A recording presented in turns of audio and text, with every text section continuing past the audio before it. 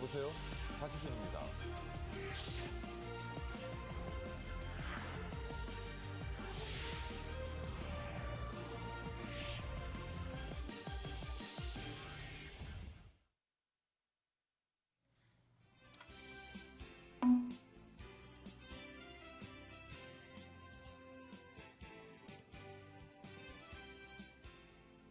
네, 시청자 여러분 안녕하십니까? 12월 13일 목요일입니다. 박희준의 여보세요? 박희준입니다.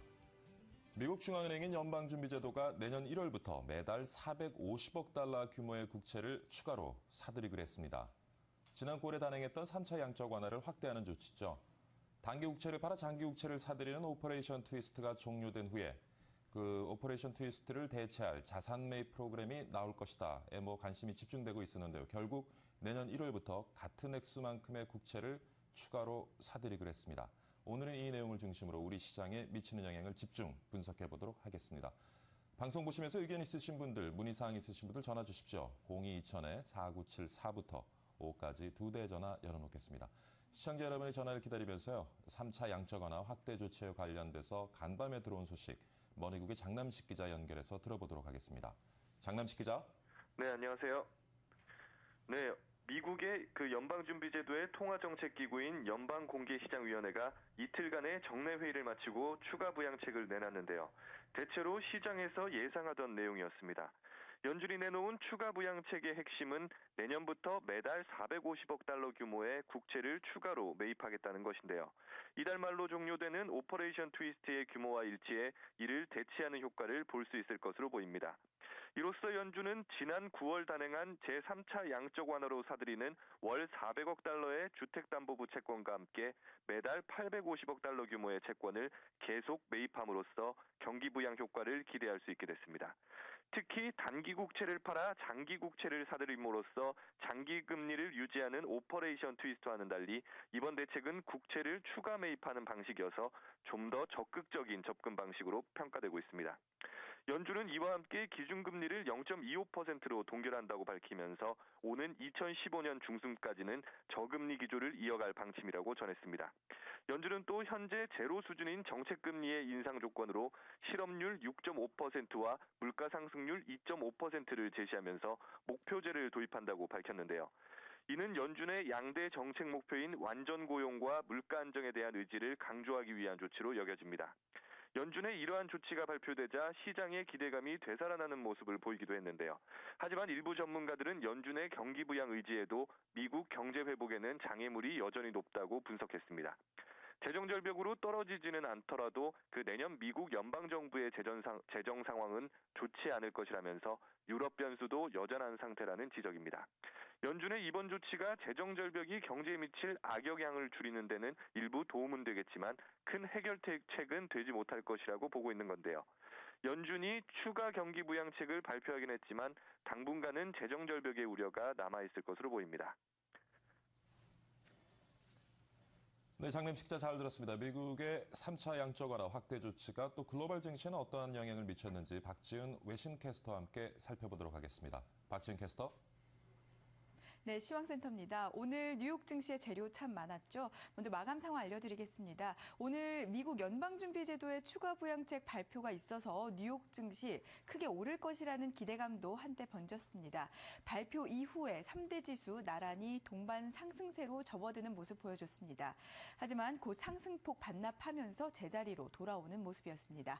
이처럼 연준의 파격적인 발표에도 뉴욕 증시가 상승세 제한적이었던 이유는 이미 시장에서 FOMC의 이 같은 발표를 예상했기 때문으로 보입니다. 또 벤 버냉키 의장의 기자회견도 영향을 끼쳤습니다. 버냉키 의장은 지금처럼 실업률이 고공행진을 하는 한 현재의 저금리를 유지하겠다고 발언을 했습니다. 뉴욕 증시 마감 지수 어떻게 됐는지 보시겠습니다. 다우 지수와 나스닥은 결국 장 막판에서는 파란불을 켰습니다. 다우 지수 약보합권에서 13,245.45 기록했고요.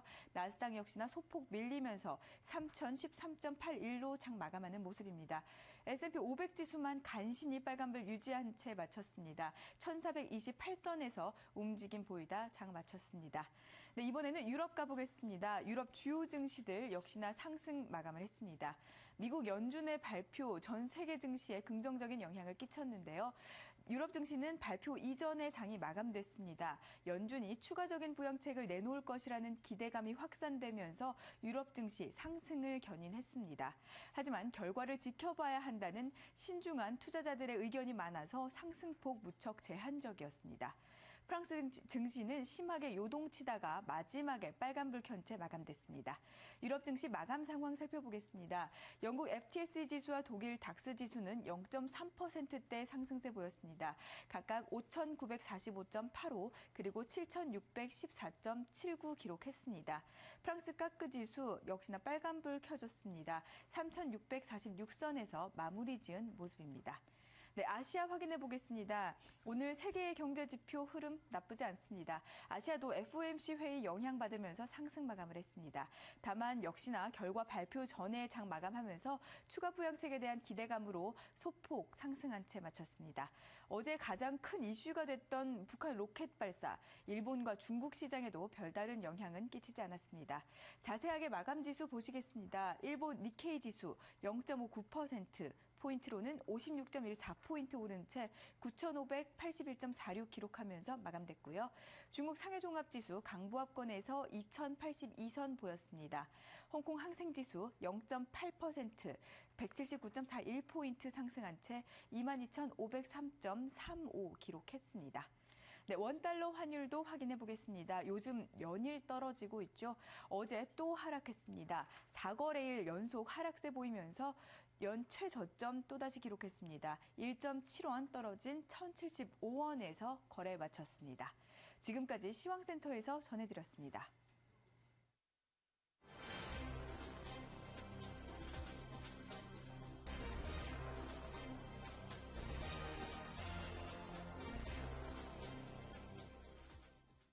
네, 박지훈 외신캐스터와 함께 글로벌 마감 시장 살펴봤고요.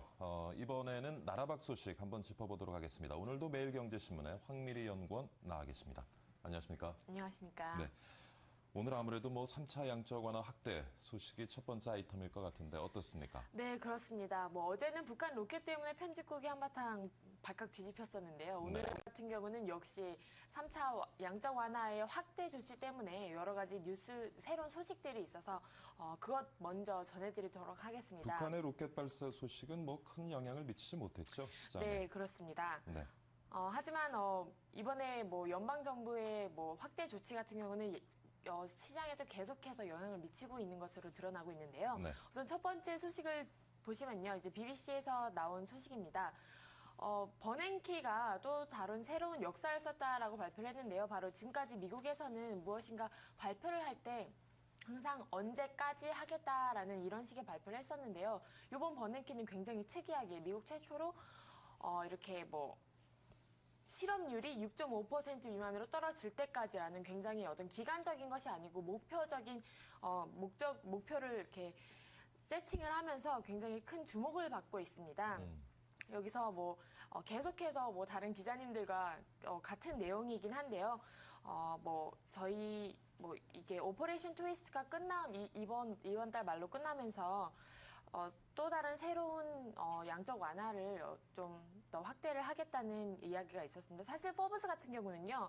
QE3가 아닌 QE4, 즉 양적 완화 4차가 is here라고 이렇게 내보낸 것이 있습니다. 사실상 확장이라기보다는 QE4가 맞다라는 그런 해석이고요. 계속해서 보시면 6.5%의 실업률 미만을 떨어질 때까지 계속해서 이것을 실행하겠다. 또 금리를 0.25%로 계속 동결하겠다라는 말을 했지만 사실은 버냉키는 2015년 전까지는 이 모든 것이 풀릴 것이라고 보고 있고요. 앞으로 계속해서 5.2에서 6.0%까지 실업률을 계속해서 지속해서 나아가는 것이 미국의 목표라고 발표를 했습니다. 네, 그리고 나서 이제 블룸버그도 한번 보실 텐데요. 블룸버그는요, 이제 스탠다드 S&P 500 지수서부터 계속해서 다른 지수들을 하나하나 짚어주면서 이런 이 연방 정부의 이런 발표가 어떤 영향을 미치는지에 대한 것을 계속해서 이야기를 하고 있습니다. 처음엔 0.1%가량 S&P 지수가 올랐지만요. 내년도까지는 굉장히 높은 율로 상승을 할 것으로 보이고 있고요. 또 보시게 되면 내년까지는 1,580선까지 무조건 끌어올리겠다는 게 버냉키의 반응입니다. 이를 위해서 이렇게 발표를 하자마자 여러 가지가 올랐는데요. 가장 먼저 오른 것이 두폰 같은 경우입니다. 두폰이 굉장히 큰 폭으로 올랐고요. 두폰뿐만 아니고 뭐 버크셔도 그렇고 이제 여러 가지들이 이런 계속해서 지수들이 올라가고 있는 상황입니다. 또 유로존도 굉장히 좋은 영향을 미칠 것으로 보이고요. 굉장히 또 재밌는 부분은 한국 원화에 대한 소식도 같이 나와 있습니다. 한국 원화가 2011년 9월 이후 가장 낮은 선으로 이제 달러 대비를 해서 달러가 가장 낮은 선으로 하면서 원화가 굉장히 강세를 보이고 있는 상황인데요. 어제 또 로켓 발사 때문에 앞으로는 조금 바뀌지 않을까 하는 이런 전망도 함께 같이 나오고 있는 것으로 보이고 있습니다. 네, 오늘 황미리 연구원과 함께 나라박 소식 한번 짚어봤습니다. 미국의 3차 양적 완화 확대 소식 중심으로 또 뉴욕 증시에 어떠한 영향을 미쳤는지도 알아봤고요. 혹시 뭐 더 준비한 아이템이 있으신지요? 네, 지금 계속해서 제가 업데이트에 대한 상황들을 보려고 계속해서 다른 것을 보고 있는데요. 네. 특별하게 많은 이야기들이 있지는 않습니다. 거의 대부분 같은 뉴스들이나 같은 소식들을 전하고 있긴 하는데요. 포브스를 다시 한번 보시겠습니다. 포브스 같은 경우에는 다른 일반적인 블룸버그라던가 다른 통신들에 비해서 양적 완화 이제 네 번째가 시작이 된다라고 이야기를 하면서요. 어떤 연방 정부에 대한 것들을 이야기를 하고 있는데요. 실질적으로 예측이 가능하다고 합니다. 양적 완화 4가 곧 앞으로 닥칠 것이라는 새로운 소식까지 함께 접할 수 있을 것 같습니다. 네, 수고하셨습니다. 오늘도 매일경제신문의 황미리 연구원과 함께 나라박 소식 한번 살펴봤습니다. 수고 많으셨습니다. 수고하셨습니다. 네, 이번에는 지점장에게 들어보는 투자 전략 시간입니다. 오늘 굵직한 이슈들 체크해볼 것이 참 많죠. 오늘은 동양증권 마포지점의 권영렬 지점장 모시고 말씀 나눠보도록 하겠습니다. 안녕하십니까, 지점장님. 안녕하세요. 뭐 아무래도 오늘 가장 큰 이슈는 FOMC에서 발표했던 그 3차 양적 완화 확대 소식이 아닐까 싶은데요. 예, 맞습니다. 조금 전에 뭐 장남식 기자나 박지훈 예. 캐스터가 이미 그 연준 소식에 대한 것들을 자세하게 알려줬는데 네. 이미 그런 부분들은 아시아 증시나 예. 우리 증시에는 이미 반영됐던 부분이고요. 미국도 그 내용들이 나오고 나서 바로 장이 좀 올랐었어요. 근데 노동세로 마감했죠. 마감이 되면서부터는 그 시간이 점점 지나면서 차익 매물들이 나오는 거거든요. 예. 사실 저희 증시 격언에 그 소문에 사서 뉴스에 팔아라는 말이 있지 않습니까? 그거를 오늘 또 한 번 확인해 준 그런 시장이 아닌가 싶은데요. 네. 이미 저희가 예상했던 그런 뉴스들이 이미 다 나왔었기 때문에 그 기대감 때문에 어제 아시아 증시, 우리 증시 강하게 올랐었고요. 예. 미국 증시도 그런 부분은 장 초반에는 그런 부분이 영향을 미쳐서 장이 올랐다가 이후에 발표가 나고 나서부터는 차익 매물들이 나오는 거죠. 그런 부분이고요. 그러니까 뭐 3차 양적 완화 확대가 발표가 됐습니다만은 그렇죠. 글로벌 증시에서도 이미 선반영된 부분이 있기 때문에 그렇죠. 어제는 사실 그렇게 큰 영향을 미치지 예. 못했다 하는 말씀이시고요. 예. 우리 장도 마찬가지죠. 그렇죠. 지금 보시면은 저희가 이런 그 지수가 오르냐 내리냐 이런 부분보다는 예. 우리 며칠 안 남은 대선 이후에 예. 우리 증시가 우리나라의 경기 부양이 어떻게 진행될 것인가 그런 부분이 더 중요하다고 생각을 해요. 그래서 월요일 날 제가 말씀드렸을 때 그 이미 올라와 있는 IT나 이런 쪽에 예. 그런 종목들이 지수를 이미 한 300~400포인트 끌어올렸기 때문에 추가적으로 그 대선 이후에 은행이나 건설 내지는 산업과 관련된 이런 부분들 네. 그런 종목들을 유의 깊게 보셔야 된다라고 말씀을 드렸었습니다. 오늘 역시 어제 이 FOMC에 대한 이런 실망감하고 그리고 어제 미사일 발사에 대한 북한의 미사일 발사에 미사일 대한 발사는 뭐 우리 증시에 큰 영향을 미치지 어제는 못했던 것 같아요. 이미 그런 부분도 다 학습 효과에 의해서 예측이 됐던 부분이기 때문에 예. 반영이 안 됐는데요.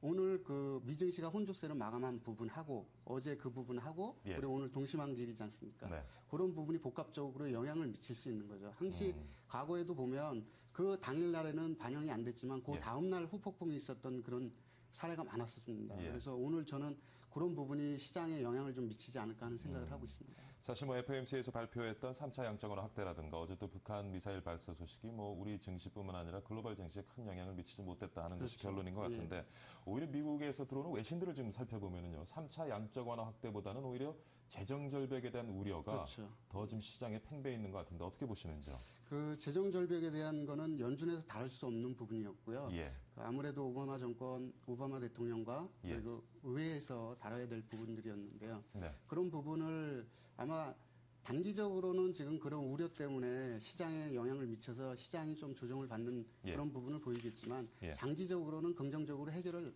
볼 수밖에 없습니다. 그리고 네.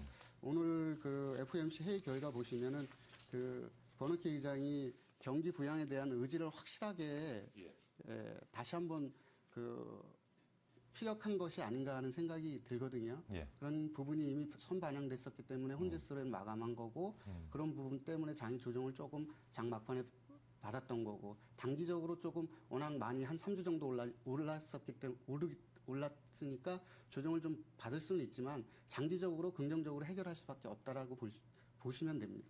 그렇죠. 뭐 좀 시간이 문제이겠습니다만은 그렇죠. 재정 절벽도 결국 해결될 것이라고 보는 견해가 더 그렇죠. 우세한 것 같고요. 예. 그리고 이 부분도 사실 우리 증시에 지금 많이 반영이 되어 있지 않습니까? 거의 예. 한 달 제가 지금 방송을 하면서 한 달 가까이 재정 절벽 얘기를 하고 있는데 예. 이 부분도 좀 선반영된 부분이 많지 않은가 싶습니다. 그렇죠.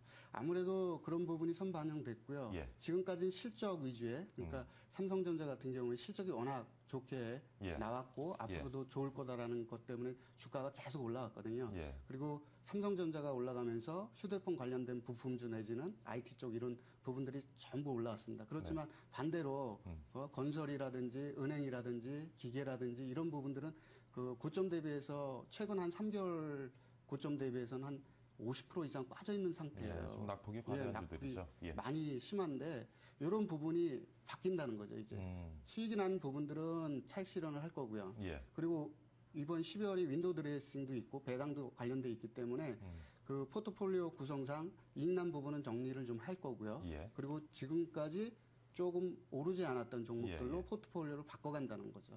그래서 월요일 날 제가 건설주, 은행주, 뭐 이런 쪽 포스코라든지 이런 산업재 그런 부분들을 그 추천을 드렸던 부분입니다. 그러니까 지금은 과대 낙폭주 중심으로 포트폴리오를 조금 이동하는 것도 투자자들에게 좋은 선택이 될 수 그렇죠. 있겠다 하는 예. 말씀이신 것 같고요. 지금 근데 우리가 수급 상황을 살펴보면요. 예. 외국인의 매수세가 지속적으로 지금 보여지고 있습니다. 어떻게 보십니까? 글쎄요, 환율을 봐서는 외국인들의 그 차익 매물이 나와야 되는 부분이거든요. 사실은 예, 예. 1,075원에 지금 거래가 되고 있지 않습니까? 외국인들이 들어온 가격대가 환율이 1,150원이나 1,200원 선에서 들어왔었거든요. 예. 그래서 조만간 그 차익 매물들을 환차익이라든지 이런 부분에 수익이 났기 때문에 그 포트폴리오를 좀 조정을 할 거다. 그래서 이익 실현을 좀 할 거다라는 생각을 하고 있습니다. 그렇지만 그 이익 실현하는 거는 그 외국 자금이 전부 빠져나간다는 게 아닙니다. 예. 포트폴리오를 조정을 한다는 거죠. 예. 그런 부분입니다. 이 부분도 조금 우리 이번에 발표됐던 3차 양적 완화 확대 부분과 조금 연계시켜서 좀 해석이 가능할 수 있지 않겠습니까? 그렇죠. 오늘 금리 결정을 하지 않습니까? 예. 우리나라도 그 동결을 지금 점치고 있는데 예. 그 미국 같은 경우도 2015년까지 저금리 기조를 계속 유지해 가겠다라고 얘기를 했고요. 저희도 저금리 기조를 유지해 갈 겁니다. 요번은 동결이지만 아무래도 정권이 바뀌고 나서는 아마 금리 부분에서도 좀 한 차례 조정이 더 있지 않을까 하는 생각을 하고 있는데요. 그런 부분을 봤을 때는 그 저희도 그 경기 부양을 할 수밖에 없는 그런 상황입니다. 그런 부분이 반영돼서 저희도 증시로는 그렇게 부정적으로 보지 않고 있습니다. 지금 뭐 미국을 비롯해서 선진국들이 양적 완화 조치를 취하면서 지금 유동성 공급이 굉장히 확대가 되고 그렇죠. 있고요. 예. 이런 상황에서 우리나라도 지금 금리 인하에 대한 굉장히 압박이 작용을 한 것 같은데 그렇죠. 내일은 아니겠죠. 지금 정권 네. 말기에 좀 다른 정책들이랑 공조해 나가면서 어떤 경기 변 효과를 만들어내는 지금 다음 정권으로 정부가 넘기겠죠. 할 수 있는 아무래도. 것들이 없으니까. 그렇죠. 다음 아무래도 정권은 정권이 바뀌면은 예. 그 시기는 언제쯤으로 예상을 저는 하십니까? 내년 1, 4분기 정도로 생각을 하고 있습니다. 내년 1, 4분기요. 예, 어느 후보가 당선이 되든 간에 네. 경기를 부양하기 예, 위한 액션이 나올 거라고 생각이 들고요. 음. 그리고 고용과 이런 부분 분명히 반영될 수밖에 없다라고 생각이 듭니다.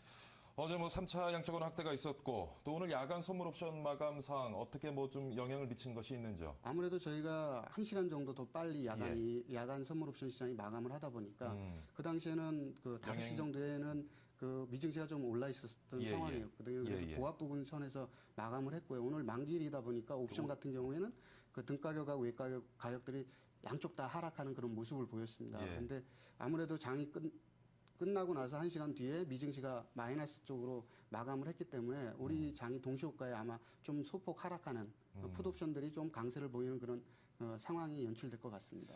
그리고 또 투자자들도 지금 관심 가지는 부분이 올해 마지막 이제 선물 옵션 동시 만기일인데 예.